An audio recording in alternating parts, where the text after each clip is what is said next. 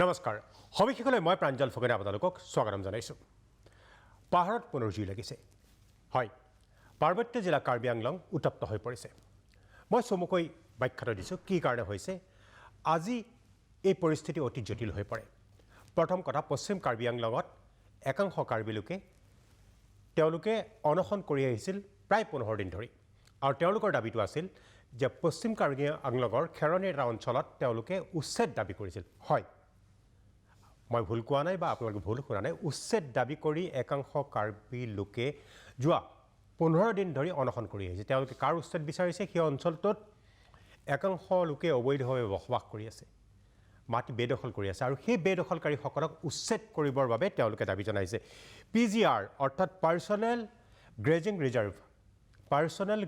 Reserve আৰু village grazing reserve এই অঞ্চলসমূহৰ পৰা উচ্ছেদ দাবী কৰিছে সেই লোকসকলে আৰু এই উচ্ছেদৰ দাবীত তেওঁলোকে প্ৰতিবাদ কৰি আহিছে আৰু ইতিমধ্যে কাৰ্বি আংলং স্বায়ত্তশাসিত পৰিষদে তেওঁলোকক আলোচনাৰ বাবে মাতিছিলে কিন্তু তেওঁলোকে ইতিমধ্যে প্ৰতিবাদ কৰি আছিলে কিন্তু আৰক্ষীয়ে তাৰে কেইজনমানক আটক কৰাৰ অভিযোগ উত্থাপন কৰিছে তেওঁলোকে আৰু ইয়াৰ প্ৰতিবাদত তেওঁলোকে কাৰ্বি আংলং স্বায়ত্তশাসিত পৰিষদৰ মুখ্য কাৰ্যবাহী বিষয়া তুলিৰাম ৰংহাঙৰ বাসগৃহ অগ্নিসংযোগ কৰে আজি আৰক্ষীয়ে গুলীচালনা কৰিব লগা হয় ইয়াৰ লগতে একাংশ লোকে উত্তপ্ত পৰিস্থিতিৰ সৃষ্টি কৰে বিভিন্ন স্থানত অগ্নিসংযোগ আৰু গুলীচালনাতো বহু কেইজন আহত হয় কাৰ্বি আংলঙত ভূমিৰ সমস্যা উচ্ছেদটো দীৰ্ঘদিন ধৰি চলি আহিছে বিভিন্ন স্থানত উচ্ছেদ চলিছে একাংশই উচ্ছেদৰ বিৰোধিতা কৰিছে কিন্তু কাৰ্বি আংলঙত সমৰ্থন কৰিবলৈ যাওঁতে উচ্ছেদ বিচাৰোঁতে কিয় এনেকুৱা হ'ল ইয়াৰ কাৰণ আমি ব্যাখ্যা কৰিম আজিৰ এই আলোচনাত মই চিনাকি কৰি দিছোঁ প্ৰথমতে আমাৰ ষ্টুডিঅ'ত আজি উপস্থিত আছে আইনুদ্দিন আহমেদ মুখ্য উপদেষ্টা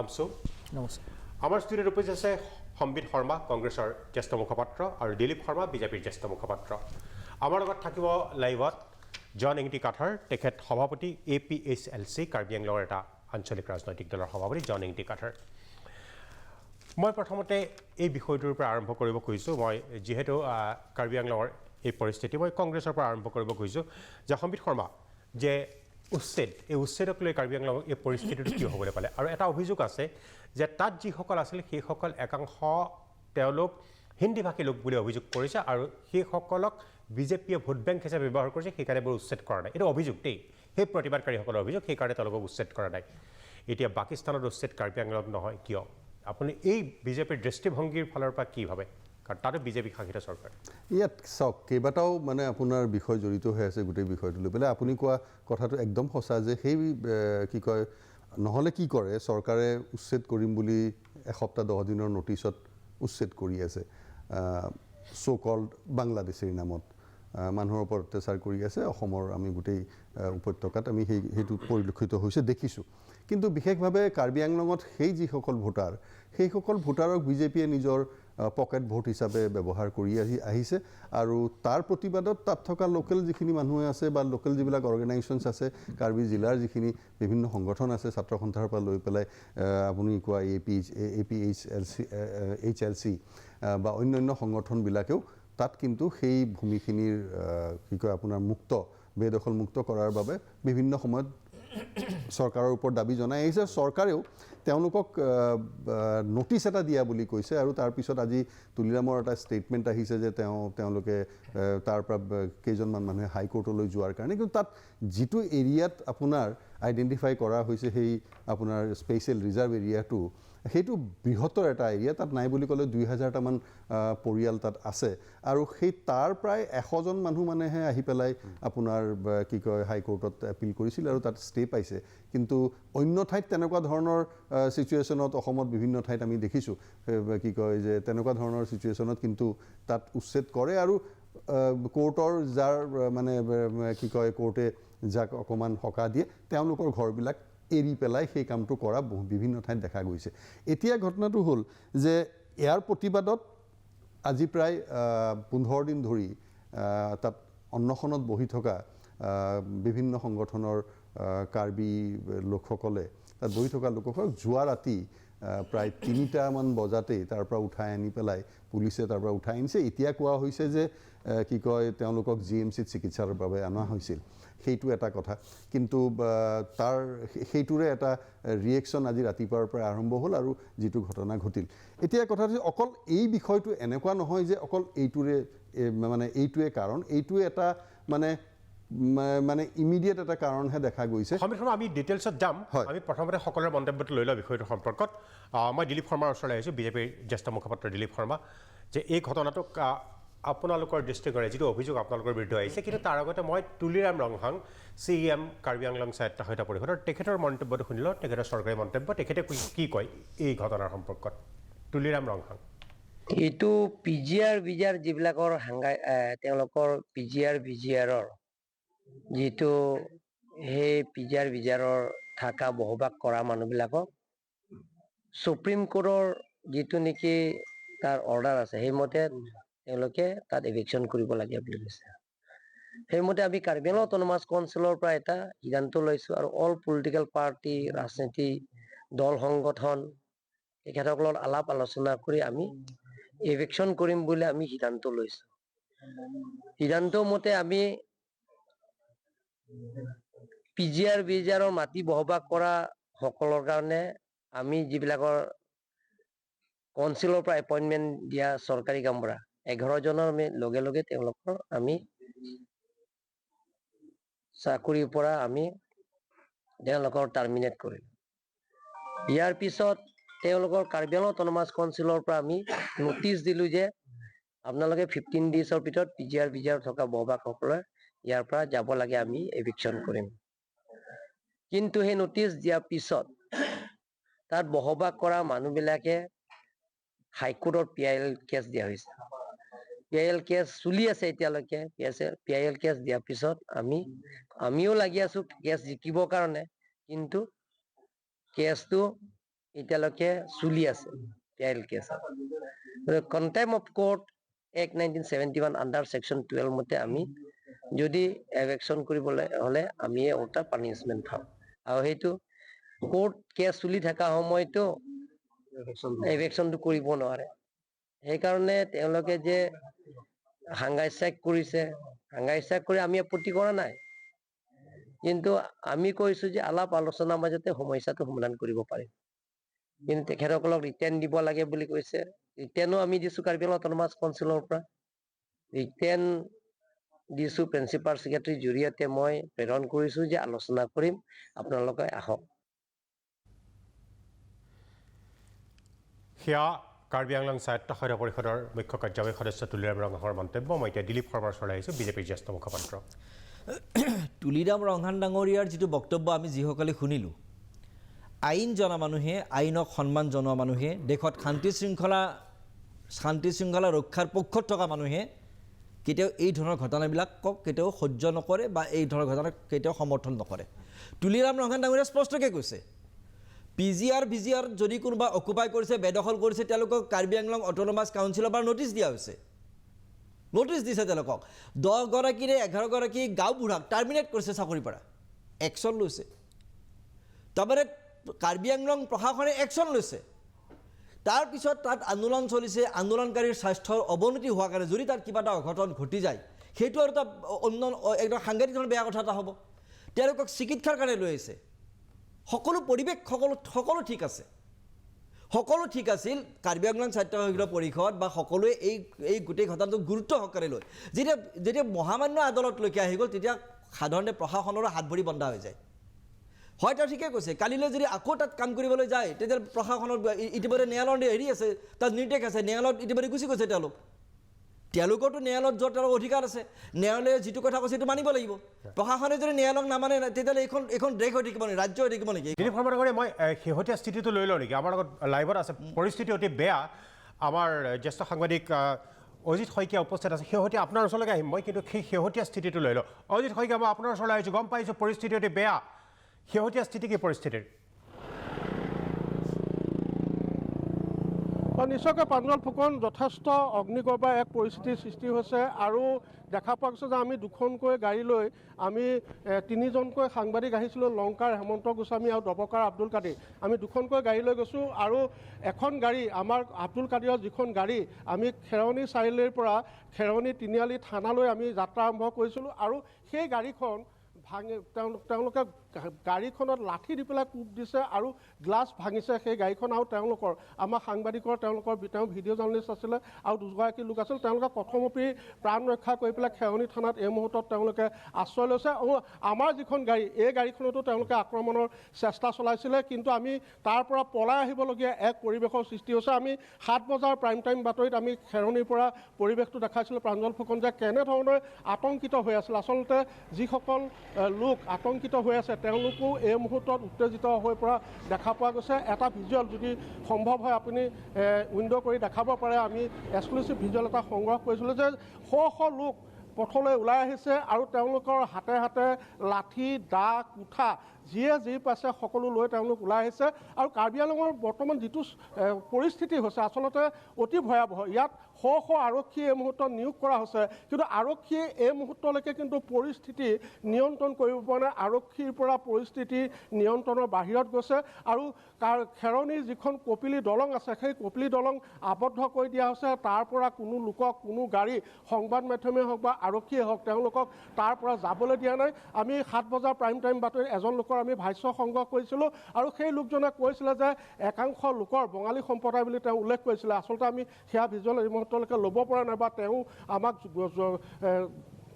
দিব পৰা নাই, কিন্তু তেওঁ কৈছে যে কেইবাটাও পৰিয়ালৰ বাসগৃহ তাত জ্বলাই দিয়া হৈছিলে আৰু সেই লোকসকলে নদীৰ পাৰত আহি তেওঁলোকে ঠাণ্ডাত তেওঁলোকে মোবাইল চাইলেণ্ট কৰি পেলাই তেওঁলোকে কাৰো লগতো কথা পাতিব পাৰে তাত তেওঁলোকে আশ্ৰয় লৈছে আৰু সেইসকল লোককো উদ্ধাৰ কৰিবলৈ এই মুহূৰ্তত আৰক্ষী যাব পৰা নাই। আৰু যিটো ঘটনা হৈছে প্ৰাগ নিউজত সবিস্তাৰে প্ৰকাশ পাইছে যে প্ৰায় 16টা দিন ধৰি যিটো PGR আৰু VGR মাটিৰ পৰা উচ্ছেদ কৰাৰ দাবীত যি অনশন আৰম্ভ হৈছিলে সেই অনশন আজি 16টা দিনত ভৰি দিছিলে আৰু ফেলাংগি অঞ্চলত অনশন হৈছিলে আৰু 7গৰাকীকৈ লোকক যেতিয়া কালি আৰক্ষীয়ে উঠাই দিছিলে তাৰপিছতে পৰিস্থিতি উত্তপ্ত হৈ পৰিছিলে। আৰু আজি পুৱাৰ ভাগত দেখা পোৱা গৈছে যে খেৰনি আৰক্ষী থানা একাংশ লোকে ঘেৰাও কৰিছিলে, তাৰপিছত পথ অৱৰোধ কৰিছিলে আৰু সেই উত্তেজিত প্ৰায় 800ৰ পৰা 1000 লোক গৈ পেলাই ডংকামকাম তুলিয়াৰাম ৰাংহাং যিগৰাকী কাৰ্বি আংলঙৰ CM তেওঁ ঘৰৰ সন্মুখত গৈ প্ৰায় 500 মিটাৰ আঁতৰলৈকে তাত বেৰিকেড দিয়া হৈছিলে, কিন্তু সেই বেৰিকেড ভাঙি তাত আৰক্ষী অধিক উপস্থিত আছিলে, কিন্তু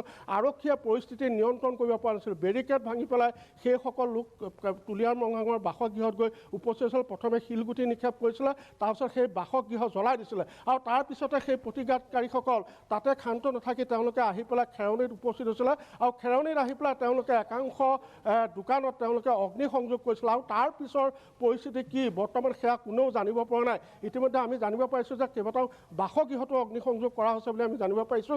মোৰ সতীৰ্থ হেমন্ত গোস্বামী আছে, মই শেহতীয়া আপডেট আপোনাৰ পৰা ল'ম। বৰ্তমান আপোনাৰ হাতত কি খবৰ আছে?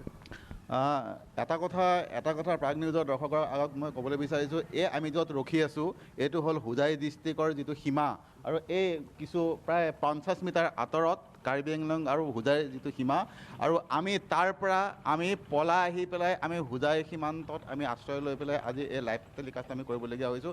আপোনালোকে বুজি পাওক কিমান ভয়াৱহ পৰিস্থিতিৰ এক সৃষ্টি হৈছে। আমি চেষ্টা কৰিছিলোঁ খেৰনি যিটো চাৰিআলি আছিলে আমি পৰিৱেশ দেখুওৱাৰ চেষ্টা চলাইছোঁ। হয়, আমি খেৰনি চাৰিআলিৰ পৰা যি খেৰনি থানাখন মূল থানা তাৰ 3-4 কিলোমিটাৰ মাত্ৰ ডিষ্টেঞ্চ, আমি সেই ডিষ্টেঞ্চ আমি অতিক্ৰম কৰি আমি থানালৈ গৈ পেলাই আমি পৰিৱেশ আমি বুজ ল'বলৈ আমি চেষ্টা কৰিছিলোঁ, কিন্তু আমি সমৰ্থ নহ'লোঁ। ইতিমধ্যে ভিজুৱেলত আপোনালোকে দেখিছে কেনেদৰে আমাৰ সতীৰ্থ দবকাৰ আব্দুল কাদিৰ তেওঁ বলেৰো গাড়ীখন লৈ গৈ আছিলে আৰু আমি পিছে আমি বিজেৰা গাড়ীখন আমি লৈ গৈ আছিলোঁ আৰু এই বলেৰো গাড়ীখনক তেওঁলোকে আক্ৰমণ কৰি পেলাই আক্ৰমণ কৰিলে আমি উপায়বিহীন হৈ আমি ভয়ত আমি পলাই আহিবলৈ বাধ্য হৈছোঁ।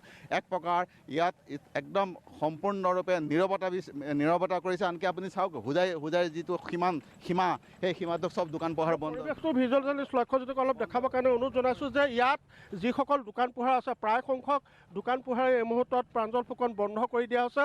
ইয়াতো যিসকল লোকে বসবাস কৰি আছে যিহেতু গেটটো সন্মুখত, মই লক্ষ্যজ্যোতিক দেখাবৰ কাৰণে অনুৰোধ জনাইছোঁ। এইটো হৈছে কাৰ্বি আংলঙত প্ৰৱেশ কৰা যিটো গেট সেইটো গেট আৰু তাৰ সিপাৰৰ যিটো পৰিৱেশ এই পাৰতো যিসকল লোক আছে তেওঁলোকো বৰ্তমান যথেষ্ট আতংকিত হৈ আছে আৰু সকলোৱে শান্তিপূৰ্ণভাৱে কাৰ্বি ভূমিত তেওঁলোকে বসবাস কৰি আছিলে দীৰ্ঘদিনৰ পৰা। পূৰ্বৰ যি অগ্নিগৰ্ভা কাৰ্বি আংলং কাৰ্বি ভূমি আছিলে সেয়া সকলোৱে জানে, কিন্তু তাৰপিছত পৰিস্থিতি নিয়ন্ত্ৰণ লৈছিলে। সকলোৱে শান্তিপূৰ্ণভাৱে বসবাস কৰি আছিলে কিন্তু আজি হঠাৎ যেনেধৰণৰ পৰিৱেশৰ সৃষ্টি হ'ল তাক লৈ পেলাই কিন্তু এই মুহূৰ্তত কাৰ্বি আংলঙত বসবাস কৰা সকলো জাতি জনগোষ্ঠীৰ সকলো লোকেই কিন্তু এই মুহূৰ্তত আতংকিত হৈ আছে আৰু সকলোৱে মুখত কিন্তু আমি দেখিছিলোঁ যে সকলোৱে মুখত চিন্তা হয় অজিত শইকীয়া অজিত শইকীয়া আমাৰ সাংবাদিক আৰু হেমন্ত গোস্বামী অতি বিপদজনকভাৱে তেওঁলোকে উপস্থিত আছে কাৰ্বি আংলং আৰু হোজাই জিলাৰ সীমান্তত প্ৰাণৰ আশংকাত ভুগিছে অৰ্থাৎ কোনো ধৰণৰ চোৱা নাই এটা মুভ এইটো মই দিলীপ শইকীয়াৰ ওচৰলৈ পুনৰ আহিছোঁ দিলীপ শৰ্মাৰ ওচৰলৈ পুনৰ আহিছোঁ বিজেপিৰ জ্যেষ্ঠ মুখপাত্ৰ যে এই নৈৰাজ্যবাদ নহয় জানো এইটো চাওক এই গোটেই কথাটো মই তুলিৰাম ৰংহান ডাঙৰীয়াৰ বক্তব্যৰ পৰা মই কথাখিনি কৈ আছিলোঁ এই গোটেই কথাটো একো অশান্তময় পৰিৱেশ সৃষ্টি কৰিবলগীয়া বিষয় নাছিল তাক উচটোৱা হ'ল তাক কোনো শক্তিয়ে কাৰ্বি আংলঙত আজি ডেভেলপমেণ্ট হৈছে গোটেই ৰাজ্যখন ডেভেলপমেণ্ট হৈছে ৰাজ্য আগবাঢ়িছে শান্তিপূৰ্ণ পৰিৱেশ হৈছে আজি জাতি জনগোষ্ঠীৰ মাজত এটা সদ্ভাৱ সম্প্ৰীতি ঘূৰি আহিছে এটা সময়ত আজিৰ পৰা 15 বছৰ 20 বছৰ আগত জনগোষ্ঠীবোৰৰ মাজত যিটো হতাশা আছিল ক্ষোভ আছিল ক্ষোভৰ উদ্গীৰণ ঘটিছিল তেওঁলোকে আন্দোলন কৰিছিল গতিকে সেই পৰিৱেশটো নোহোৱা হৈছে আৰু সেই পৰিৱেশটো নোহোৱা হ'লে কাৰোবাৰ অসুবিধা এটা শান্তিপূৰ্ণ ৰাজ্যখনত শান্তিপূৰ্ণ এটা পৰিৱেশ বিৰাজ কৰিব জাতি জনগোষ্ঠীবোৰ শান্তিপূৰ্ণভাৱে থাকিব তেওঁলোকৰ উন্নয়নৰ দিশত তেওঁলোকক আগবঢ়াই নিব এইটো একাংশ ব্যক্তিয়ে কেতিয়াও সহ্য কৰিব নোৱাৰে কাৰ বুলি সন্দেহ মই কৈ আছোঁ ইয়াত আছে মানুহ জড়িত হৈ আছে ইয়াত মই কৈ আছোঁ মই আপোনাক কৈছোঁ ইয়াত যিসকল ব্যক্তিয়ে অসমৰ উন্নয়নৰ বিৰুদ্ধে যিসকল ব্যক্তিয়ে ৰাজনীতি কৰিবৰ কাৰণে জাতি জনগোষ্ঠীৰ মাজত বিভাজন আনিব চেষ্টা কৰে আজি কোনোবাই কৈছে যে কংগ্ৰেছৰ দ্বাৰা শক্তিবিলাক তাত নামি গৈছে কংগ্ৰেছৰ দ্বাৰা শক্তি আৰু কাৰ্বি আংলঙত যদি কোনোবা বিৰোধী শক্তি আছে সেই শক্তিবোৰ তাত নামি গৈছে তেওঁলোকৰ এটাই কথা যে এই দলে মুখ্যমন্ত্ৰী হিমন্ত বিশ্ব শৰ্মা ডাঙৰীয়াৰ নেতৃত্বত অসমত উন্নয়ন হ'ব এই কথা তেওঁলোকে মানি ল'ব নোৱাৰে আজি যি সময়ত এইবোৰ ঘটনা অকল সেইটোৱে নহয় এই ঘটনা অসমত কা আন্দোলনৰ সময়ত ঘটি গৈছিল গুৱাহাটীত ধ্বংসলীলা চলাইছিল কাৰ প্ৰচাৰত ধ্বংসলীলা চলাইছিল আমি জানো কোনে এইবোৰ কৰিছিল কিন্তু এই গোটেই ঘটনা এতিয়া কাৰ্বি আংলঙত ঘটাইছে একাংশ ব্যক্তিয়ে নৈৰাজ্যবাদী চিন্তাৰ একাংশ মানুহক উচতাই এই যিসকল আজি সাংবাদিকৰ গাড়ী আক্ৰমণ কৰিছে কিয় সাংবাদিকৰ গাড়ীখন তেওঁলোকে কিয় আক্ৰমণ কৰিছে তাৰমানে এওঁলোকে কাৰ্বি আংলঙৰ সমস্যা সমাধান বিচৰা ব্যক্তি নহয় এওঁলোক হৈছে কাৰোবাৰ উচতৰিত কাম কৰা মানুহ কিয় তেওঁলোকে সাংবাদিক আপোনালোকৰ চেনেলৰ সাংবাদিকে আজি প্ৰাণৰ ভয়ত বেলেগত কিয় আশ্ৰয় ল'বলগীয়া হৈছে আপুনি নিজেই কওক কথাটো কিয় আশ্ৰয় ল'বলগীয়া হৈছে তে প্ৰাক চেনেলৰ সাংবাদিকক কিয় তেওঁলোকে টাৰ্গেট কৰি ল'লে অন্য চেনেলৰ সাংবাদিকক কিয় টাৰ্গেট কৰি ল'লে এই গোটেই কথাটোত আছে এটা অন্যান্য অপশক্তি যিটো অপশক্তিয়ে এইখন ৰাজ্যত ভাতৃঘাতী সংঘৰ্ষ বিচাৰে যিটো অপশক্তিয়ে উন্নয়ন নিবিচাৰে যিটো অপশক্তিয়ে বিভিন্ন মানে বিভ্ৰান্তিমূলক কথাৰে অপপ্ৰচাৰেৰে বিভিন্ন উৰাবাতৰি বিয়পাই দি এটা পৰিৱেশ বিনষ্ট কিন্তু ভাৰতীয় জনতা পাৰ্টীৰ চৰকাৰে মই আপোনাক কৈছোঁ এই কঠোৰ হাতেৰে দমন কৰিব লাগিব আৰু শুনক প্ৰাঞ্জল ফুকনে মই আপোনাক অনুৰোধ জনাইছোঁ আমি আজি ইয়াত টিভিত টক শ্ব'ত আছোঁ আমি টিভি টক শ্ব'ৰ পৰা প্ৰথম এটা অনুৰোধ কৰিব লাগে প্ৰথম তেওঁলোকে শান্তি শৃংখলা বজাই ৰাখক প্ৰথম কথা শান্তি শৃংখলা বজাই ৰাখক আমি এটা প্ৰথম অনুৰোধ আমাৰ ভাৰতীয় জনতা পাৰ্টীৰ পৰা আমি অনুৰোধ কৰিম শান্তি শৃংখলা তেওঁলোকে বজাই ৰাখক পৰিৱেশ বিনষ্ট হ'বলৈ দিব নালাগে কৰিব লাগিব দিলীপ শৰ্মাৰ ৰাজনৈতিক শক্তি নে বেলেগ কিবা অপশক্তি নে অসামাজিক নহয় এইবোৰ ৰাজনৈতিক শক্তি আছে এই ৰাজনৈতিক শক্তিবিলাকে মই আপোনাক বাৰম্বাৰ কৈছোঁ মই বাৰম্বাৰ দোহাৰিছোঁ ৰাজনৈতিক শক্তি একাংশ শক্তি ওলাইছে কাৰ্বি আংলঙত ওলাইছে সেই শক্তি কাৰ্বি আংলঙত এই অপশক্তিটো কোন আপোনালোকে নিজে গম পাব কোন কাৰ্বি আংলঙত এনেকুৱা অপশক্তি ওলাইছে যাত ইয়াত লিংক আছে তেওঁলোকৰ লগত দিছপুৰৰ লগত আজি গুৱাহাটীৰ লগত আজি অসমৰ ৰাজধানীৰ লগত তেওঁলোকৰ যি দলীয় শক্তি আছে সেই তেওঁলোকৰ সম্পৰ্ক আছে এইবোৰৰ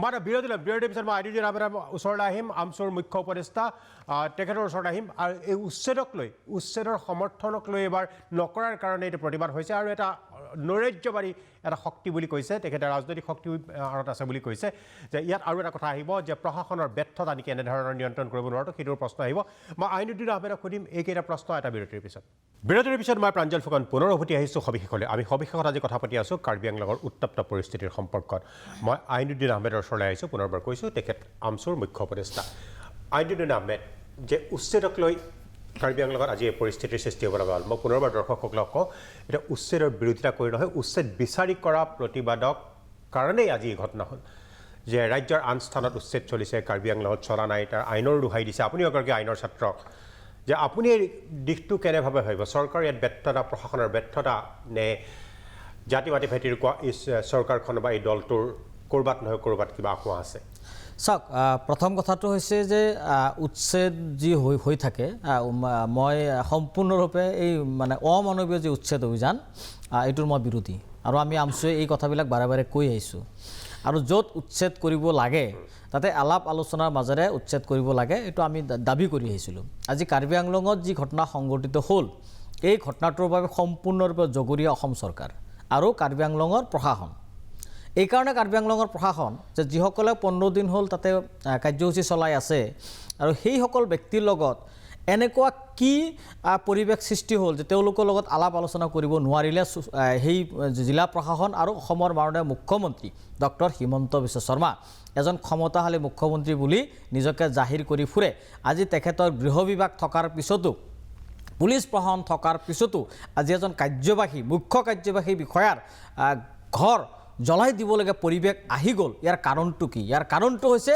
যে গণতান্ত্ৰিক আন্দোলনৰ যিটো ভাষা সেই ভাষাটো চৰকাৰে বুজি নাপায় আৰু বুজি নোপোৱাৰ কাৰণে তেওঁলোকে অনশন কৰি আছিলে তেওঁলোকে অনশন কৰি আছিলে আৰু সেই আন্দোলনকাৰীৰ যিবিলাক শব্দ আন্দোলনকাৰী কি বিচাৰে সেই কথাটো অসম চৰকাৰে এবাৰো হৃদয়ংগম নকৰে আৰু হৃদয়ংগম নকৰাৰ কাৰণে আজি কাৰ্বি আংলঙত এই পৰিৱেশটো হ'ল তৃতীয় কথাটো হৈছে যে মুখ্যমন্ত্ৰী ডাঙৰীয়া বা বিজেপিৰ প্ৰবক্তা ডাঙৰীয়াই বৰ ডাঙৰ ডাঙৰ কথা ক'লে কিন্তু এবাৰো কথাটো নক'লে যে তাতে সেই কাৰ্বি আংলঙৰ যি প্ৰশাসন যি SP যি DC তেওঁলোক যে ব্যৰ্থ হৈছে এই কথাটো কিন্তু তেওঁলোকে স্বীকাৰ নকৰিলে তেওঁলোকে এই চিটুৱেশ্যনটো মেইনটেইন কৰিব নোৱাৰিলে আজিৰ এই মুহূৰ্তত আমি যি লাইভত দেখা পালোঁ যে সাংবাদিকো জিলা প্ৰশাসনৰ মানে সহযোগত সেই নিৰ্দিষ্ট স্থানত যাব পৰা নাই তাৰমানে প্ৰশাসনে এই মানুহখিনিক সহায় কৰা নাই আমাৰ সাংবাদিকৰ দলক প্ৰশাসনে সহায় কৰা নাই আৰু এনেকুৱা এটা চিটুৱেশ্যন কিয় হ'ব পাইছে এনেকুৱা এটা চিটুৱেশ্যন হ'বলৈ এইকাৰণে পাইছে যে যিবিলাক দল সংগঠনে আন্দোলন কৰে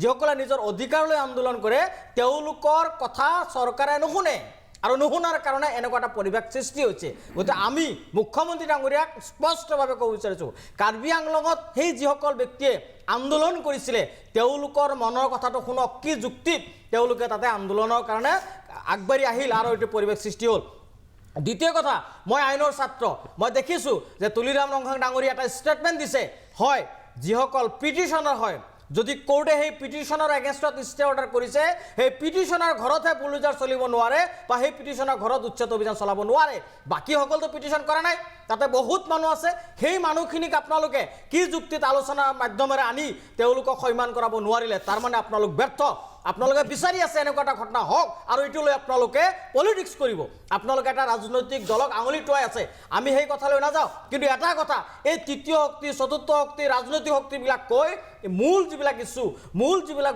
ভুক্তভোগী তেওঁলোকক ন্যায় প্ৰদান কৰিব লাগিব আপুনি এৰাই চলিলে নহ'ব আজি আপোনালোকৰ জৰিয়তে স্পষ্টভাৱে কৈছোঁ শান্তি শৃংখলা সকলোৱে বিচাৰে আমিও বিচাৰোঁ যিসকল কাৰ্বি আংলঙত বসবাস কৰি আছে আমি আন্দোলনকাৰীসকলকো ক'ম যে শান্তিপূৰ্ণভাৱে আন্দোলন কৰক কিন্তু এই কথাটো ক'ম যে তেওঁলোকৰ মনৰ কথা চৰকাৰে শুনিবলৈ চেষ্টা কৰক তেওঁলোকৰ লগত আলাপ আলোচনা কৰি সমস্যাৰ সমাধান কৰক এইটোৱে আমাৰ কথা বেলেগ ইয়াতে কথা আহিবলগীয়া নাই মই সম্বিত শৰ্মাৰ ওচৰলৈ আহিছোঁ সম্বিত শৰ্মা জ্যেষ্ঠ মুখপাত্ৰ কংগ্ৰেছ মই আপোনাক সুধিব খুজিছোঁ প্ৰথম কথাটো হৈছে যে যিহেতু বিজেপিৰ মুখপাত্ৰ দিলীপ শৰ্মাই এটা অভিযোগ কৰিছে যে ৰাজনৈতিক শক্তি আছে কাৰ্বি আংলঙত কাৰ্বি আংলঙত যদি ৰাজনৈতিক শক্তি বুলিবলৈ চাওঁ বৰ্তমান বাওঁপন্থী দল সংগঠনৰ বিশেষ ভেটি নাই কিন্তু আপোনালোকৰ আছে কংগ্ৰেছৰ আছে আৰু এতিয়া APHLC আছে যদিও তেওঁলোকৰ ক্ষমতাত অহা নাই কংগ্ৰেছৰ আছে তেতিয়াহ'লে ৰাজনৈতিক শক্তি ইয়াৰ আঁৰত আছে বুলি কৈছে সেইটো বেকাকৈ আপোনালোকলৈ তোৱালে নেকি এক নম্বৰ কথা দ্বিতীয় কথাটো হৈছে যেতিয়াই উচ্ছেদ চলে তেতিয়াহ'লে সেই যিটো সন্দেহজনক অচিনাকি বুলি কয় অচিনাকি মানুহ বুলি কয় আৰু সেই অচিনাকি মানুহখিনিক আপোনালোকে কংগ্ৰেছে তোষণ কৰিছে বুলি এটা অভিযোগ বিজেপিয়ে বাৰম্বাৰ কৰি আহিছে আৰু সেই মানুহখিনিক আপোনালোকে বহুৱাইছে বুলি এটা বাৰম্বাৰ অভিযোগ কৰি আহিছে তেনেহ'লে এই মানুহখিনিক কোনে বহুৱালে কাৰ্বি আংলঙত গ্ৰেজিং ৰিজাৰ্ভত নাই এতিয়া চাওক তেওঁ কৰা মন্তব্যটো একেবাৰে তুলুঙাই ইয়াতে টকশ্বত আহি পেলাই কোৱা কথা প্ৰথম কথাটো এটা কথা বুজিব লাগিব যে এই যে আপুনি ক'ব মই জন ইংটি কাঠাৰত পাই আছোঁ মই এক মিনিট জন ইংটি কাঠাৰ ডাঙৰীয়া মই কৈছোঁ সভাপতি APHLC মই আপোনাৰ ওচৰলৈ আহিছোঁ যে এই ঘটনাটোৰ সম্পৰ্কত আপোনাৰ মন্তব্য কি কোনে কৰিলে কিয় এনে হ'বলৈ পালে মোৰ ফালৰ পৰা ক'বলগীয়া কথাটো হৈছে APHLC ফালৰ পৰা প্ৰথমতে আন্দোলন কৰিব লাগে আৰু আমি আন্দোলন কৰি আছোঁ আমি পিচফুলি আন্দোলন কৰি আছোঁ ইমান দিন আমি এই এভিকশ্যন কৰিব লাগে বুলি PGR VGR মাটিৰ পৰা এভিকশ্যন কৰিব লাগে গভৰ্ণমেণ্ট লেণ্ড ৰেলৱে লেণ্ড তাৰ পৰা এভিকশ্যন কৰিব লাগে বুলি 2016 পৰা আমি যুঁজি আছোঁ, মেমৰেণ্ডাম দি আছোঁ। কিন্তু আমাৰ অট'নমাছ কাউন্সিল যিসকলে অথৰিটি হয় এভিকশ্যন কৰিবলৈ, তেওঁলোকে এভিকশ্যন কৰা নাই। এতিয়া তেওঁলোকে কয় যে চাব জুডিচ আছে বুলি কৈছে। চাব জুডিচ কিমান দিন থাকিব? যদি চাব জুডিচ আছে তেতিয়াহ'লে কাউন্সিলে এপিল নকৰে কিয়? তেওঁলোকে কেছটো সোনকালে সমাধান হওক বুলি পেলাই হাইকোৰ্টত কিয় নাযায়? এইটো কাউন্সিলে একেবাৰে একো কৰা নাই। এইটো চাব জুডিচ হৈ থকাটো যাতে উঠাবলৈ একো কৰা নাই। তাৰমানে তেওঁলোকে আচলতে এভিকশ্যন কৰিব নোখোজে। তেওঁলোকে এভিকশ্যন কৰিম বুলি পেলাই এক বছৰ আগতো কৈছিলে। আমাৰ গোটেই ডাঙৰ মিটিং পাতি পেলাই আৰ্বৰেটমত মিটিং পাতিছিল, এভিকশ্যন কৰিম বুলি ক'লে, কিন্তু তাৰ পাছত একো নকৰিলে। ইলেকশ্যন হ'ব, ইলেকশ্যনলৈকে ৰৈ থাকিব, ইলেকশ্যন হোৱাৰ পাছত একো নকৰে। সেইকাৰণে আমি APHLC পৰা এতিয়া এপিল কৰিছোঁ যে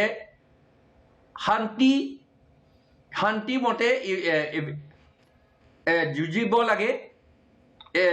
এভিকশ্যনৰ কাৰণে আমি ডিমাণ্ড কৰিব লাগে, ডেমনষ্ট্ৰেশ্যনটো কৰিব লাগে, আইনমতে কৰিব লাগে। মাত্ৰ এইটো নহয়, আমিও 8 তাৰিখত ডেমনষ্ট্ৰেশ্যন কৰা কথা আছিলে, ৰেলী হোৱা কথা আছিলে এই অহা জানুৱাৰী 8 তাৰিখত। কাৰণ এই PGR মাটি টোটেল খেৰণী আৰু উত্তৰ বৰবিল লৈ 21,000 মান মাটি বিঘা 21,000 বিঘা মাটি এনক্ৰোচ হৈ আছে বুলি কৈছে। তাৰ পৰা এভিকশ্যন কৰিব লাগে। এই এভিকশ্যন কৰিব লাগে বুলিতো সুপ্ৰিম কোৰ্ট অৰ্ডাৰ দিছে। ইন জেনেৰেল এটা অৰ্ডাৰ দিছে যে PGR মাটিৰ পৰা এভিকশ্যন কৰিব লাগে। তেতিয়াহ'লে তেওঁলোকে হাইকোৰ্টলৈ গৈছে। এতিয়া এই হাইকোৰ্টটো কিয় তেওঁলোকে চুপচাপ হৈ থাকিব? আচলতে আমাৰ কাউন্সিলে যদি কিবা কয়, হাইকোৰ্ট ভালকে এপিল কৰিলেহেঁতেন, এই চাব জুডিচ, সেইটো যিটো চাব জুডিচ হৈ থাকে, এই কথাটো সমাধান কৰিব পাৰিলেহেঁতেন, এভিকশ্যন কৰিব পাৰিলেহেঁতেন। আমি কৈছোঁ যে মাত্ৰ 21,000 মাটি নহয়, এতিয়া 21,000 মাটিটো এভিকশ্যন নকৰি পেলাই তেওঁলোকে 1,50,000 বিঘাছ আদানী আম্বানী, হিন্দুজা, গ্ৰীণকো, ৰামদেৱ, এইসকলক গডৰেজ, সেইসকলক 1,50,000 বিঘাহে দিছে। এভিকশ্যন কৰাটো বাদ দি এই 21,000 মাটিৰ পৰা 21,000 বিঘাৰ মাটিৰ পৰা এভিকশ্যন কৰাটো বাদ দি পেলাই এতিয়া 1,50,000 বিঘাহে তেওঁলোকে আকৌ নন ট্ৰাইবেল কৰ্পৰেটসকলক দিছে। নন ট্ৰাইবেল কৰ্পৰেটসকলক দিয়া মানে এইটো 6th শিডিউল কনষ্টিটিউশ্যন ভাঙা। এইটো কনষ্টিটিউশ্যন ইচ্ছাকৃতভাৱে তেওঁলোকে ভাঙিছে। আৰু আমাৰ চিফ মিনিষ্টাৰ ডাঙৰীয়াই কৈ থাকে, মই ইমান মাটি কাৰ্বি আংলঙৰ পৰা দিছোঁ বুলি। তেওঁতো ক'বলৈ অথৰিটি নাই। কাৰ্বি আংলং এৰিয়াত কাউন্সিলহে ক'ব, চিফ মিনিষ্টাৰটো কোৱা অথৰিটি নাই। কিন্তু তেওঁ এনেকৈ কৈ থাকে। সেইকাৰণে মানুহবিলাক খুব খং হৈছে। আমি কৈছোঁ মানুহসকলক, আমি যিমান এজিটেটৰসকলক কৈছোঁ যে তেওঁলোকে শান্তি ৰাখিব লাগে বুলি। তথাপি আমি পুনৰ আহিম আপোনাৰ ওচৰলৈ পৰৱৰ্তী সময়ত। আপোনাক অকল ৰখাব খুজিছোঁ, মই পুনৰ আহিম আপোনাৰ ওচৰলৈ। মই সমিত শৰ্মাৰ ওচৰলৈ আহিব খুজিছোঁ। আপোনাৰ বক্তব্যটো যে বিজেপিৰ মূল অভিযোগটো মই প্ৰশ্নকেইটা আপোনাক কৰিলোৱেই। হয়, মই উত্তৰটো দিছোঁ আপোনাক। বিজেপিৰ গোটেই মন্তব্যটো এটা দায়খৰা তুলুঙা মন্তব্য এটা কৰিছে তেখেতে। কিন্তু মূল কথাটো হ'ল কাৰ্বি আংলঙৰ এই তাৎক্ষণিক যিটো ৰিয়েকশ্যন হৈছে আজি এই কি কয় PGR লেণ্ডক লৈ পেলাই, PGR লেণ্ডক লৈ পেলাই এই তাৎক্ষণিক ৰিয়েকশ্যনটো আচলতে ইয়াৰ কিছু কাৰক আছে। এতিয়া চাব, আপুনি মন কৰিব কাৰ্বি আংলঙত যোৱা 2016 পৰা এতিয়ালৈ কাৰ্বি আংলঙৰ কাউন্সিলক প্ৰায় 10,000 কোটি টকাৰ ওপৰত আবণ্টন দিয়া হৈছে। তাৰ কিন্তু ইউটিলাইজেশ্যনৰ আজিলৈ কিন্তু ক্লিয়াৰ কাট কোনো ৰিপৰ্ট নাই। আনকি কেগৰ ৰিপৰ্টতো কাৰ্বি আংলঙৰ ফিনেন্সিয়েল গোটেই ট্ৰানজেকশ্যনৰ কি কয় বিষয় লৈ পেলাই কেগ কিন্তু একেবাৰে নিমাত। দ্বিতীয় কথাটো হ'ল কাউন্সিলৰ এই যে আজি কি কয় কাউন্সিলৰ মুখ্য কাউন্সিলৰ কাৰ্যবাহী ঘৰটো যেনেকৈ আক্ৰমণ কৰা হ'ল, এইটো ব্যক্তিগতভাৱে তেওঁক টাৰ্গেট কৰাৰ কাৰণটো হ'ল তেওঁ কাউন্সিলটোক ব্যক্তিগতভাৱে ব্যৱহাৰ কৰি আছে। তেওঁৰ বিপক্ষে হিউজ কৰাপশ্যন চাৰ্জেছ আছে। তেওঁৰ কথাটো হ'ল যে তেওঁ কৰা কামটো হ'ল তেওঁ নিজৰ দুটামান কোম্পানীৰ নামত কাৰ্বি আংলঙৰ এই যিমান ডেভেলপমেণ্টেল ফাণ্ড আছে ডাইভাৰ্ট কৰি পেলাই সেইকেইটা কোম্পানীৰ হতুৱাই পেলাই কাম কৰি পেলাই তেওঁ বক্ৰ পথেৰে টকা আহৰণ কৰিছে, প্ৰথম কথা। দ্বিতীয় কথাটো হ'ল কাৰ্বি আংলঙৰ আজিও সৰু সৰু ঠিকাদাৰক দিবলগীয়া ডিউ প্ৰায় 200 কোটি টকাৰ ওপৰত। সৰু এখন জিলা, প্ৰায় 11 লাখ মানুহ, তাত 200 কোটি টকা লাইবিলিটি আছে কাৰ্বি আংলং কাউন্সিলৰ ওপৰত। আপুনি চাব আনহাতেদি প্ৰায় 10,000 কোটি টকা কিন্তু যোৱা 16ৰ পৰা লৈছে। যোৱা 16 চনৰ পৰা এতিয়া চাব মই কৈ আছোঁ ইয়াৰ আছে ৰিয়েকশ্যনটো। মানুহে যে অকল এইটো কাৰ্বি আংলঙৰ এই এটা ইছ্যু লৈ পেলাই কৰিছে নহয়, এই পুঞ্জীভূত কিছু ক্ষোভ কাৰ্বি আংলঙত আছে। এতিয়া সাধাৰণ মানুহখিনি বা কাৰ্বি মানুহখিনিৰ মনত এই ভাৱটো হৈছে যে এই কাউন্সিলটোৱে কাৰ্বি মানুহখিনিৰ যিটো আশা আকাংক্ষা আছিল সেইটো পূৰ্ণ কৰাত ব্যৰ্থ হৈ পেলাই কাউন্সিলটো একেবাৰে দুৰ্নীতিত নিমজ্জিত হৈছে। তাত আপুনি চাব কাউন্সিলৰ ষ্টাফৰ চেলেৰি পৰ্যন্ত, মই আহিছোঁ, কাউন্সিলৰ ষ্টাফৰ চেলেৰি পৰ্যন্ত 2-3 মাহলৈ বন্ধ। তাৰ উপৰিও কাউন্সিলৰ 60 আণ্ডাৰত থকা যিবিলাক মাটি আছে সেইবিলাক অবৈধভাৱে ক'ব লাগিব। বিভিন্ন ডাঙৰ ডাঙৰ আম্বানীক দিছে, আদানীক দিছে, আপোনাৰ গোদৰেজক দিছে, ৰামদেৱক দিছে। অকণমান আগতে কাঠাৰ ডাঙৰীয়াই ক'লে যে 1.5 লাখ বিঘা মাটি এতিয়ালৈ হস্তান্তৰ কৰা হৈছে। সেইবিলাক লৈ পেলাই কাৰ্বি মানুহৰ মাজত ক্ষোভ আছে। আৰু চবতকৈ ডাঙৰ কথাটো হ'ল যে কাৰ্বি আংলঙক চিফ মিনিষ্টাৰ হিমন্ত বিশ্ব শৰ্মাৰ এটা ATM বুলি কোৱা হয়। এই যে 10,000 কোটি টকাৰ যে হিচাপ নাই, কেগো তাত নিমাত, এই গোটেই কাৰবাৰটোত কিন্তু এটা চেইন আছে। সেইটো চেইন দিছপুৰৰ পৰা কাৰ্বি আংলং ডিফুলৈ আছে। গতিকে তাত এই ধৰণৰ কি কয় আপোনাৰ মানে দুৰ্নীতিৰ বিপক্ষে মানুহৰ এটা মই দিলীপ শৰ্মাৰ এটা অভিযোগৰ উত্তৰটো আপোনাৰ পৰা বিচাৰিছিলোঁ, কিন্তু মই বিৰতি ল'ব লগা হ'ল যে ইয়াত আঁৰত ৰাজনৈতিক শক্তি আছে বুলি কৈছে আজিৰ প্ৰতিবাদৰ আঁৰত। অতি চমুকৈ এক লাইনত সেইটো উত্তৰ দিব নেকি সমিত শৰ্মা? নাই, ৰাজনীতিক চাওক, আমি গৈ পেলাই তাত একো কৰিব পৰা পৰিস্থিতি নাই বা তেনেকুৱা ধৰণৰ কাম আমি কংগ্ৰেছে কেতিয়াও নকৰে। এনেকুৱা কাম বিজেপিয়ে কৰিছে নাই গোটেই দেশত? মণিপুৰৰ আপুনি গোটেই ঘটনাটো চাওক, 2.5 বছৰৰ অধিক কাল হ'ল। মণিপুৰত শান্তি হৈছেনে? আজি কাশ্মীৰৰ গোটেই পৰিৱেশটো চাওক, লাডাখৰ গোটেই পৰিৱেশটো চাওক। বিজেপিয়ে গোটেই দেশত এই কামটোৱে কৰি আছে। আমাৰ অসমৰ পৰিৱেশটো চাওক, অসমতো প্ৰত্যেক দিনে চেষ্টা কৰি আছে বিজেপিয়ে যে ইয়াত এটা কি কয় সাম্প্ৰদায়িক সংঘৰ্ষলৈ যাতে যায়। নিশ্চয় মই এটা বিৰতি ল'ব কৈছোঁ। বিৰতিৰ পিছত মই দিলীপ শৰ্মাৰ ওচৰলৈ পুনৰ আহিম। জন ইণ্টি কথাৰ যিকেইটা অভিযোগ, প্ৰথম কথা হৈছে যে ৰামদেৱক মাতি দিছে, আদানীক মাতি দিছে, তেনেহ'লে কাৰ্বি মানুহক মাটিৰ অধিকাৰৰ পৰা কিয় বঞ্চিত কৰিছে, এয়া তাৰ খবৰ বৰ্হি প্ৰকাশ। তাৰপিছত কংগ্ৰেছে যিটো অভিযোগ কৰিছে এই অভিযোগকেইটাৰ উত্তৰ চমুকৈ আপোনাৰ পৰা বিচাৰিম এটা বিৰতিৰ পিছত। বিৰতিৰ পিছত মই প্ৰাঞ্জল ফুকন পুনৰ উভতি আহিছোঁ সবিশেষলৈ। আমি আলোচনা কৰি আছোঁ উত্তপ্ত কাৰ্বি আংলঙৰ পৰিস্থিতিৰ সম্পৰ্কত। আমি আপোনালোকক দেখুৱালৈ যে সাংবাদিকৰ ওপৰতো আক্ৰমণ হৈছে, কাৰ্বি আংলঙৰ মুখ্য কাৰ্যবাহী বিষয়াৰ ঘৰত অগ্নিসংযোগ কৰিছে। আৰু সামগ্ৰিকভাৱে যিসকল লোকে চাই আছে এই অনুষ্ঠানটো মই তেওঁলোকক জনাওঁ যে কাৰ্বি আংলঙৰ উচ্ছেদ বিচাৰি কৰা প্ৰতিবাদৰ বাবেই এই ঘটনা সংঘটিত হৈছে আৰু হিংসাত্মক ৰূপ লৈছে। মই দিলীপ শৰ্মাৰ ওচৰলৈ আহিছোঁ, বিজেপিৰ জ্যেষ্ঠ মুখপাত্ৰ। যিকেইটা অভিযোগ আপোনালোকৰ প্ৰতি কৰা হৈছে, যে ইতিমধ্যে আইনুদ্দিন আহমেদে কৰিছে বা জন ইণ্টি কাঠাৰে কৰিছে, কংগ্ৰেছে কৰিছে, তাৰ উত্তৰকেইটা চমুকৈ দিব নেকি আপোনাৰ? কংগ্ৰেছৰ প্ৰশ্নৰ উত্তৰ মোৰ দিবলগীয়া বিশেষ নাই। গোটেই পৰিৱেশটো কংগ্ৰেছে বিনষ্ট কৰিবৰ কাৰণে লাগে। মই কিন্তু কাঠাৰ ডাঙৰীয়াক এটা অনুৰোধ জনাম। কাঠাৰ ডাঙৰীয়াই কৈছে যে তেখেতসকলে আন্দোলনটো কৰিছিল, গতিকে তেখেত এগৰাকী প্ৰশাসনিক বিষয়া আছিলে অৱসৰপ্ৰাপ্ত। তেখেতক মই এটা অনুৰোধ জনাম, কাৰ্বি আংলঙৰ বৰ্তমান যিটো পৰিস্থিতি, এই পৰিস্থিতি নিয়ন্ত্ৰণ কৰিবৰ কাৰণে তেখেতৰ পৰা এটা এপিল যাব লাগে। কাৰণ প্ৰথম কথা, তুলিৰাম ৰঙানৰ আমি বক্তব্য শুনিলোঁ। তুলিৰাম ৰঙানে যিখিনি কথা ক'লে স্পষ্টকৈ কৈছে যে তুলিৰাম ৰঙানৰ কথাত কিন্তু মই ক'তো একো চাওক, মই আজি বিজেপি কৰি আছোঁ বুলি নহয়, যিয়ে শুনিছে যে আইনৰ দৃষ্টিত কথাটো কৈছে। আৰু আজি তেখেতসকলৰ আলোচনাৰ কথাও আছিলে, স্বাস্থ্যৰ অৱনতি ঘটাৰ কাৰণে হয়তো গুৱাহাটীলৈকে লৈ আহিছিল, মেডিকেল কলেজলৈকে। চৰকাৰে গুৰুত্ব দিছিল, তাত প্ৰশাসনে গুৰুত্ব দিছিল, নিদিয়াকৈ থকা নাই, প্ৰশাসনে তাত গুৰুত্ব দিছিল। কিন্তু এই মানুহখিনিক কোনে উচতাইছে? এই মানুহখিনিক কোনোবাই উচতালে নেকি? মই কিন্তু কাঠাৰ ডাঙৰীয়াক মোৰ বিনম্ৰ অনুৰোধ যে আপোনালোকে যিটো আন্দোলনটোত জড়িত হৈ আছে, আপোনালোকে প্ৰথম এই যিসকলে এই উদ্ভণ্ডালিটো কৰিছে, আজি প্ৰাগ চেনেলৰ গাড়ীত আক্ৰমণ কৰিছে, অন্যান্য চেনেলৰ গাড়ীত আক্ৰমণ যদি কৰিছে, প্ৰথম এইটো আপোনালোকে অনুৰোধ কৰি আপোনালোকে ক'লে হয়তো তেওঁলোকে পিছুৱাই যায়, আপোনালোকে বা অনুৰোধ কৰাটো ভাল যে এইখিনিত কোনো জড়িত হৈ থাকিব নালাগে। এটা শান্তি শৃংখলা পৰিৱেশ থাকিলে পৰিৱেশটো আমি ৰক্ষা কৰিব পাৰিম, নাম্বাৰ 1। নাম্বাৰ 2, আজি উদ্যোগ, আজি চাওক, আজি আমি এনেকৈ ক'ব পাৰিম নেকি কোনোবা জনগোষ্ঠীৰ মানুহ হৈ? আজি কাঠাৰ ডাঙৰীয়াই ক'ব পাৰিব নেকি যে মোৰ কাৰ্বি আংলঙত এজনো যুৱক যুৱতীৰ কৰ্মসংস্থাপনৰ প্ৰয়োজন নাই, ক'তো আমি নিবিচাৰোঁ, আমাৰ যুৱক যুৱতী নিবনুৱা হৈ থাকক? তেখেতে ক'ব পাৰিব নেকি বুকুত হাত থৈ যে মোৰ জনগোষ্ঠীৰ, কাৰ্বি জনগোষ্ঠীৰ কোনো ল'ৰাক চাকৰিৰ প্ৰয়োজন নাই? আজি সমগ্ৰ ৰাজ্যখনত উদ্যোগ আনিবৰ কাৰণে মুখ্যমন্ত্ৰী ডাঙৰীয়া যথেষ্ট চেষ্টা কৰিছে। অকল কাৰ্বি আংলঙত নহয়, বিভিন্ন জেগাত উদ্যোগ হৈছে। জাগিৰোডত ছেমিকণ্ডাক্টৰ বহাইছে, 27,000 যুৱক যুৱতী তাত সংস্থাপন পাব। আজি নামৰূপত কালি তাত ইতিমধ্যে আধাৰশিলা স্থাপন কৰিছে, 10,000 যুৱক যুৱতীয়ে তাত চাকৰি পাব। আজি ধুবুৰীত থাৰ্মেল প্ৰজেক্ট, তাত 10,000 সংস্থাপন পাব। আজি আপোনাৰ গুৱাহাটী এয়াৰপৰ্ট, তাত 10,000 ওচৰত সংস্থাপন পাব। তেতিয়া আমি কৈ দিওঁ যে আমাৰ কোনো সংস্থাপনৰ প্ৰয়োজন নাই, আমাক উদ্যোগ নালাগে। যদি আমি এনেকৈ গোটেই অসমবাসীয়ে কৰোঁ, আমাৰ কোনো কথা নাই। তেতিয়াহ'লে মুখ্যমন্ত্ৰী ডাঙৰীয়া বিচাৰিছে আমাৰ ল'ৰা বাহিৰত যাব নালাগে। আজি কাৰ্বি আংলঙৰ বহুত ল'ৰা ৰাজ্যৰ দেশৰ বিভিন্ন প্ৰান্তত কাম কৰি আছে, তেওঁলোক ঘৰলৈকে উভতি সেই কামটো কৰক। উদ্যোগ লাগিব, চৰকাৰী সংস্থাপনেৰে এই কাম সম্ভৱ নহয়। এক মিনিট, জাতি মাটি ভিত্তিক কিয় নাথাকিব? কোনো কাৰ্বি মানুহক অসুবিধা নকৰাকৈ উদ্যোগ স্থাপন কৰা হৈছে, দিব। চাওক, মাটিটো চবতে দিব লাগিব।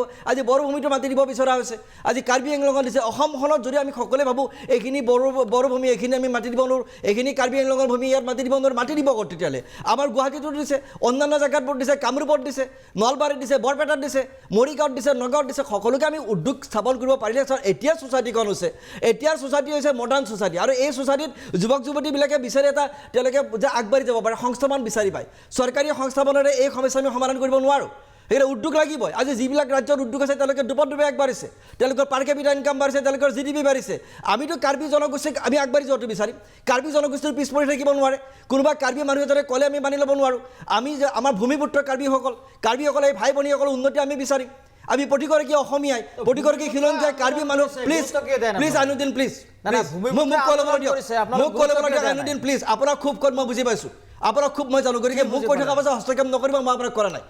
আমি বিচাৰিছোঁ কোনো কাৰ্বি যুৱক যুৱতীয়ে বঞ্চিত হৈ থাকিব নোৱাৰে, কোনো কাৰ্বি জনগোষ্ঠীৰ কোনো মানুহ বঞ্চিত হ'ব নোৱাৰে। তেওঁলোকক সকলো পিনে আগবঢ়াই নিয়াটো আমাৰ দায়িত্ব আৰু কৰ্তব্য, আৰু সেই দায়িত্ব কৰ্তব্য পালন কৰিছোঁ। তাত যদি ক'ৰবাত কিবা আছে আলোচনাৰে সমাধান কৰক, আলোচনাৰে সমস্যা সমাধান কৰিব পাৰি। তাৰ কাৰণেতো হত্যা, তাৰ কাৰণে ধ্বংসলীলা, কাৰোবাৰ ঘৰ জ্বলাই দিয়া, গাড়ীত আক্ৰমণ কৰা, এই ধৰণৰ কথাটো কেতিয়াও গ্ৰহণীয় কথা নহয়।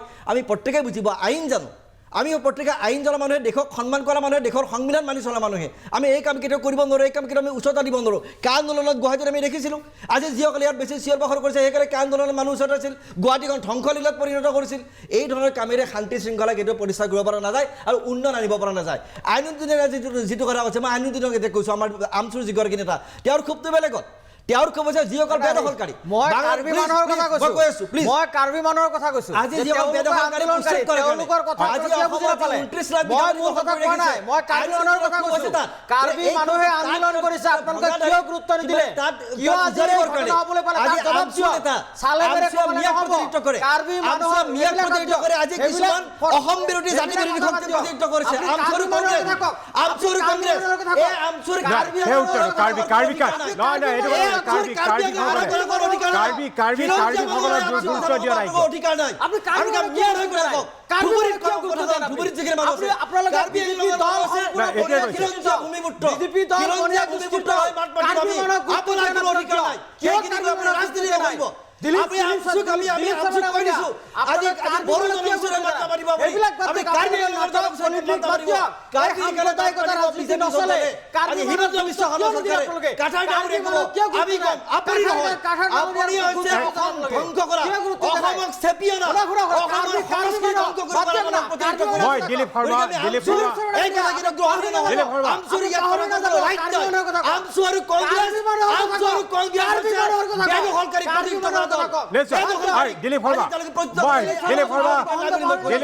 উত্তেজিত হৈ লাভ নাই।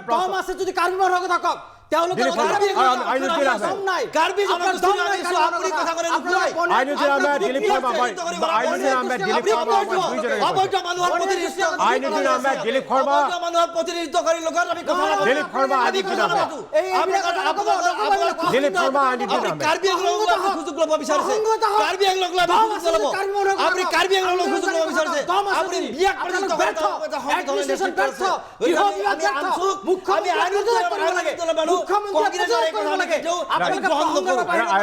দিলীপ শৰ্মা ইণ্ডিয়ান আৰ্মি, মই জন ইংতি কাঠাৰ ওচৰলৈ আহিব খুজিছোঁ। জন ইংতি কাঠাৰ ডাঙৰীয়া, মই পুনৰ আহিম অকণ কাৰিকৰী বিজুতিৰ বাবে। জন ইংতি কাঠাৰ ডাঙৰীয়া, মই পুনৰ আহিম। আইনুদ্দিন আহমেদ মই আপোনাৰ ওচৰলৈ আহিছোঁ আচলতে গোটেই বিজেপি আপুনি কৈছে যে কাৰ্বি আংলঙৰ কাৰ্বিসকলৰ কথা কিন্তু আপোনালোকক কিয় দোষাৰোপ কৰিলে আপোনালোকৰ উদ্দেশ্যটো কি আছে বুজিছোঁ বুলি বিজেপিয়ে কৈছে কি আচলতে উদ্দেশ্য চাওক বিজেপি হৈছে এটা ৰাজনৈতিক দলৰ সদায় নাটক কৰি থকা এটা দল এওঁলোকৰ নাটক আপোনালোকে বুজি নাপাব আজি আমি কৈছোঁ কাৰ্বি আংলঙৰ কথা মানে সেই কথাটো আমি ক'ব নালাগে আজি যদি অসমৰ শুদ্ধ কথা আইনগত কথা ক'ব যাওঁ সেই কথাটো ক'ব নালাগে কংগ্ৰেছে ক'ব না তাৰমানে তেওঁলোকে হিটলাৰ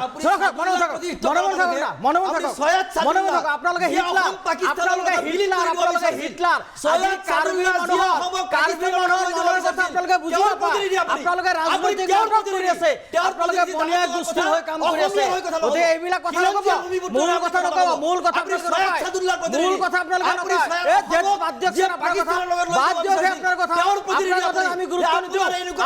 ৰাজনৈতিক হিটলাৰ আপোনালোকে ৰাজনৈতিক হিটলাৰ কাৰ্বি মানুহৰ কথা কওক কাৰ্বি মানুহৰ মনৰ কথা কওক কাৰ্বি লগত আমি আছো কাৰ্বি মানুহৰ লগত আপুনি আছো ক'ত আছে কাৰ্বি মানুহৰ লগত নাই ক'ত আছে আপুনি সুযোগ পালে কাৰ্বি মানুহৰ আপুনি মাটি দখল কৰিব আজি কি এই ঘটনা সুযোগ পালে আপুনি কাৰ্বি মানুহৰ মাটি দখল কৰিব আপোনাৰ জবাব দিয়া সেইটো জবাব দিব নোৱাৰে আপোনালোকে জবাব দিব আপোনালোকৰ বহাই দিব নাই আপোনালোকৰ জবাব নাই আপোনাৰ অভিপ্ৰায় আছে কাৰ্বি মানুহৰ জবাব নাই জবাব নাই আপোনালোকে আপোনালোকে খিলঞ্জীয়াৰ নামত দালালি কৰি আছে খিলঞ্জীয়াৰ নামত আপোনালোকে দালালি কৰিছে বনীয়া গোষ্ঠীক আপোনালোকে মাটি দি আছে অসমীয়া জনগোষ্ঠীৰ আৱেগ অনুভূতি আপোনালোকে বুজিয়ে পোৱা নাই তেওঁলোকক আপোনালোকে বিক্ৰী কৰি চলাই আছে শাসনভাৰ আজি কাৰ্বি আংলঙৰ কথা ক'লে আপোনালোক গাত লাগে কিয় গাত লাগিব কাৰ্বি আংলঙৰ মানুহ আন্দোলন কৰিছে তেওঁলোকৰ কথা কিয় পাহৰি যাব আপোনালোকে এইটো জবাব দিয়ক আপুনি দিলীপ শৰ্মা এটা প্ৰশ্ন যিটো অভিযোগ উঠিছে যে আন ঠাইত আপোনালোকে উচ্ছেদ চলাইছে বুলডোজাৰ আপোনালোকে বিভিন্ন স্থানত চলাইছে আৰু আপোনালোকৰ মুখত আছে মিয়া উচ্ছেদ কিন্তু এতিয়া কথাটো হৈছে যে কাৰ্বি আংলঙত উচ্ছেদৰ দাবী কৰা স্বত্তেও আপোনালোকে কিয় পিছ হুকিছে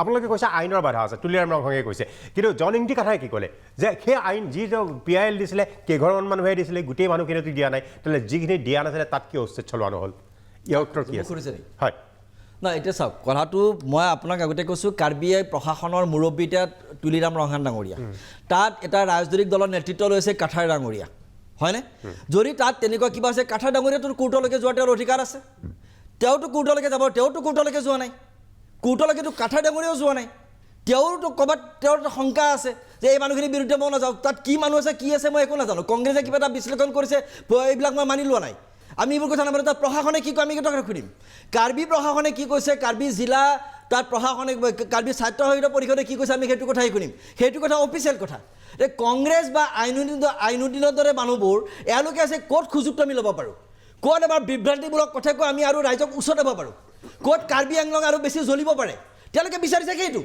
কাৰ্বি আংলং যিমান জ্বলিব তেওঁলোকে মুখ্যমন্ত্ৰীৰ বিৰুদ্ধে তেওঁলোকে নেৰেটিভ ক্ৰিয়েট কৰিব আমি সেইটো বিচৰা নাই কাৰ্বি আংলঙৰ এই সমস্যা বিজেপিয়ে সমাধান কৰিব কাৰ্বি আংলঙৰ এই সমস্যা মুখ্যমন্ত্ৰী ডক্টৰ হিমন্ত বিশ্ব শৰ্মা ডাঙৰীয়াই সমাধান কৰিব ইয়াত কোনো আমচু কোনো কংগ্ৰেছে সমাধান কৰিব নোৱাৰে তেওঁলোকে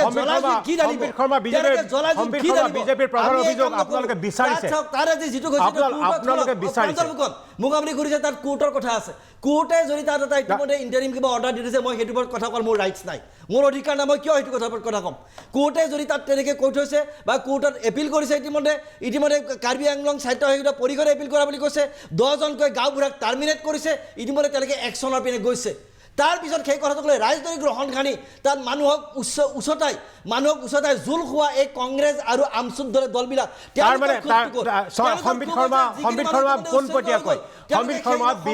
বিজেপিৰ মুখপাত্ৰগৰাকীৰ আৰম্ভণিতে কৈছে ৰাজনৈতিক শক্তিৰ হাত আছে তেওঁ স্পষ্টকৈ কোৱা নাছিল এতিয়া স্পষ্টকৈ ক'ল কাৰ্বি আংলঙৰ ঘটনাৰ আঁৰত কংগ্ৰেছৰ হাত আছে সেই মাত্ৰ ক'লে উচতাই জোল খোৱা উত্তৰটো এটা বিৰোধীৰ পিছতে বিচাৰি স্পষ্টকৈ প্ৰথম অৱস্থাত কোৱা নাছিল ৰাজনৈতিক শক্তিৰ হাত আছে বুলি কৈছিলে কিন্তু এতিয়া স্পষ্টকৈ ক'লে কাৰ্বি আংলঙৰ ঘটনাৰ উচতাই জোল খাইছে কংগ্ৰেছে উত্তৰ মই আপোনাৰ পৰা বিচাৰিম এটা বিৰতিৰ পিছত মই প্ৰাঞ্জল ফুকন পুনৰ উভতি আহিছোঁ সবিশেষলৈ আমাৰ সবিশেষৰ সেই অংশলৈ আহিছোঁ আৰু আলোচনা কৰি আছোঁ উত্তপ্ত কাৰ্বি আংলঙৰ প্ৰসংগত মই সম্বিত শৰ্মাৰ ওচৰলৈ আহিছোঁ সম্বিত শৰ্মা আৰম্ভণিতে মই সুধিছিলোঁ যে ৰাজনৈতিক হাত আছে নেকি যে বিজেপিয়ে ক'লে যে হয় ৰাজনৈতিক শক্তিৰ হাত আছে পৰৱৰ্তী সময়ত কিন্তু স্পষ্টকৈ ক'লে যে কংগ্ৰেছে উচতাই জোল খাইছে কাৰ্বি আংলঙত ৰাজনৈতিক শক্তি আপোনালোকক বুলি অভিযোগ কৰিছে চাওক কাৰ্বিৰ কি কয় লোকেল বডিবিলাক তাত বহিছে আৰু তেওঁলোকে উচ্ছেদটো তাত বিচাৰিছে তাৰ পৰা গতিকে তাত কংগ্ৰেছৰ কোনো ধৰণৰ হাত নাই আৰু যদি আছে বুলি তেওঁ কৈ আছে ইয়াতে চিঞৰ বাখৰ কৰিছে সকলো মানুহে শুনিছে মই কৈছোঁ যে আপোনালোকে পাৰে মই প্ৰত্যাহ্বান দিছোঁ যে আপোনালোকে পাৰে যদি সেইটো প্ৰমাণ কৰক এতিয়া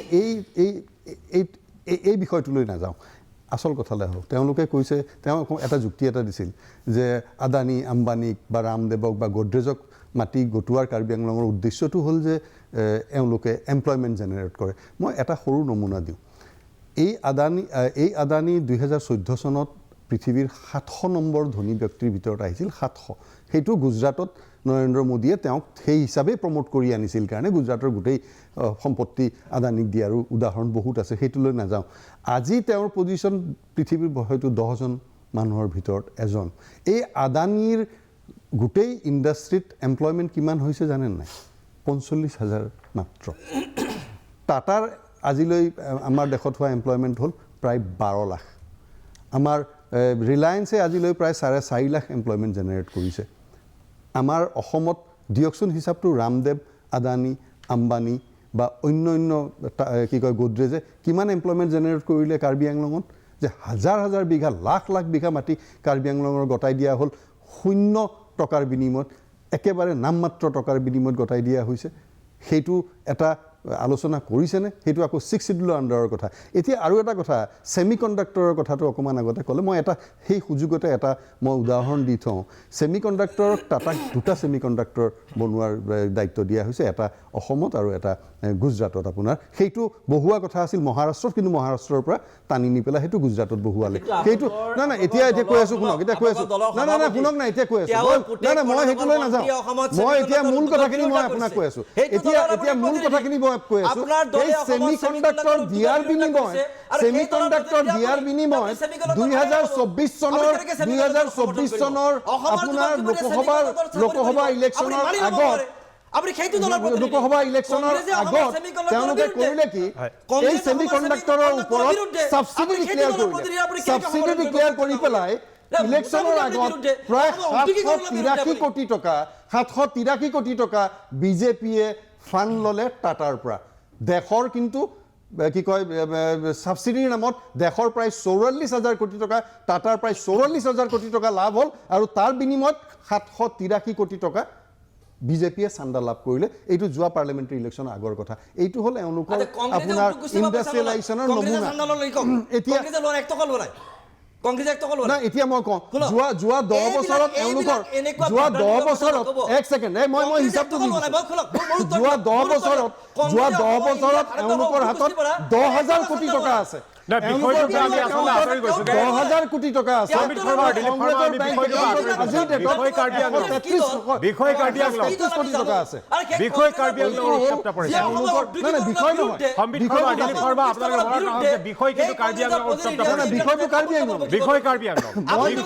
মই কাৰ্বি আংলঙৰ বিষয়ে আলমতে কৈছোঁ। তেওঁ কৈছে কাৰ্বি আংলঙত মাতি দিছোঁ আমি ডেভেলপমেণ্টৰ কাৰণে, এমপ্লয়মেণ্ট জেনেৰেট হ'ব। মই গোটেই দেশৰ এমপ্লয়মেণ্ট জেনেৰেশ্যনৰ হিচাপটো তেওঁক দিলোঁ। এইটো দিলোঁ যে কি ধৰণে এইবিলাক ইণ্ডাষ্ট্ৰীবিলাকক বিভিন্ন প্ৰকাৰেৰে সহায় সহযোগ কৰি পেলাই এই কেন্দ্ৰীয় চৰকাৰে এই ইণ্ডাষ্ট্ৰীবিলাকৰ পৰা টকা লৈছে।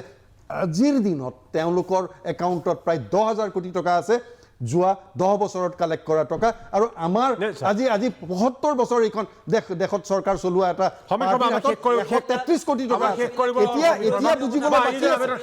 এতিয়া বুজিবলৈ বাকী আছে।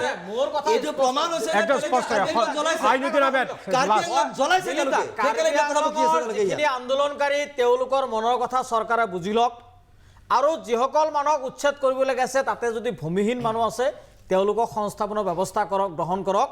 এইটোৱে হৈছে মূল কথা। মানুহক মানৱীয়তাৰ দৃষ্টিৰে চাওক চৰকাৰে। কাৰ্বি আংলঙৰ আমি আশা কৰোঁ যে কাৰ্বি আংলঙৰ এই উত্তপ্ত পৰিস্থিতি আৰু বেছি ভয়ানক নহওক, যাতে ই হিংসাৰ জুই নিবিয়ক, বিয়পি যাতে নপৰে, হিংসাৰ জুই যাতে বিয়পি নপৰে, সেইটো কথা আমিও কামনা কৰিছোঁ। সকলো সুৰক্ষিত থকাৰ বিষয়টো আমিও বিচাৰিছোঁ। আৰু ইয়াৰ লগে লগে সময় হৈ অহাৰ বাবে আজিলৈ সবিশেষৰ পৰা মই প্ৰাঞ্জল ফুকনে বিদায় লৈছোঁ। সকলোকে ধন্যবাদ জনাই নমস্কাৰ।